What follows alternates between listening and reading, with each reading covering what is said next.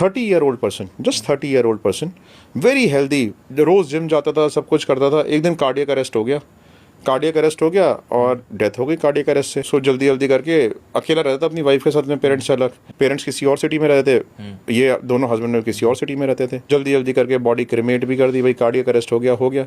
अब लेकिन फादर को ये शक था कि भाई मेरा बेटा इतना हेल्दी था, जिम करता था, नेशनल स्विमर था, सब कुछ था, इसकी डेथ ऐसे नेचुरल सर्कमस्टांसेस में ऐसे कैसे हो सकती है यार, हार्ट अटैक तो नहीं? हाँ, ठीक है। कहता है कि आपने इस केस के ऊपर इन्वेस्टिगेट करो। जब मर्डर सबसाइड हो गया तो वाइफ ने प्रॉपर्टी में क्लेम करना शुरू कर दिया कि भाई मेरा हिस्सा दो प्रॉपर्टी का, बिकॉज मेरे हस्बैंड की प्रॉपर्टी, मेरे जो हस्बैंड का शेयर बनता है वो मेरा है, वो सारे मुझे दो। तो केसेस वेसेस डाल दिए उनके ऊपर। तो अब वो कहते हैं जी हमारे को ना थोड़ा हमारे को हर चीज़ में शक हो रहा है। उस टाइम तो हमारे को ग्रीफ था बहुत ज़्यादा, हमने इतना ज़्यादा बॉदर नहीं किया, हमने किसी के पास आए नहीं, ग्रीफ में थे हम लोग।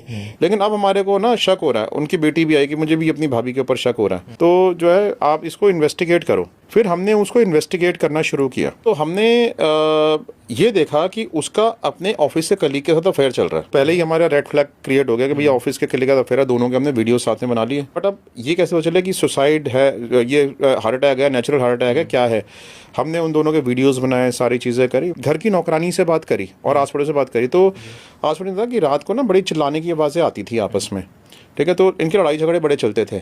फिर हमने नौकरानी से बात करी, नौकरानी बोला कि भैया तो बड़े ठीक थे, लेकिन कुछ टाइम से ना उनकी तबीयत खराब रहनी शुरू हो गई थी। भाभी ना उनको एक मेडिसिन दिया करती थी रोज़, मुझे नहीं पता कौन सी मेडिसिन थी, वो एक रोज़ मेडिसिन दिया करती थी। तो उसने बताया नहीं कि कौन सी मेडिसिन थी, लेकिन उसके जो ना मैंने हमेशा ऑब्जर्व किया कि भैया मेडिसिन लेते थे, उनकी और तबीयत खराब हो जाती थी। हमारा तो एकदम से ये बात सुन के, ठीक है, हमारे तो घूमना शुरू हो गया दिमाग में, कुछ ना कुछ तो गड़बड़ है। हमने लोकल केमिस्ट से पता किया, कि किस केमिस्ट के पास वो जाती थी।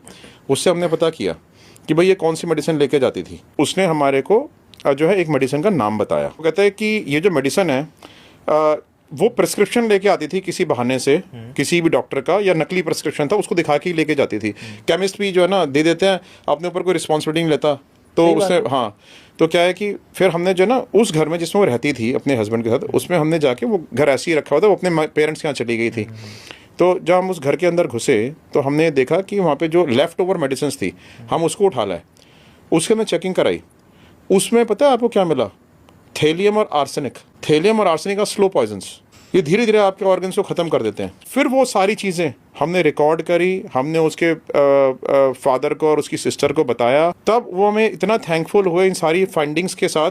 फिर उन्हें फर्दर जाके आगे पुलिस में सबमिट करी होंगे। जो भी हमारा काम था सिर्फ अपने क्लाइंट तक ये सारी बातें पहुँचाना।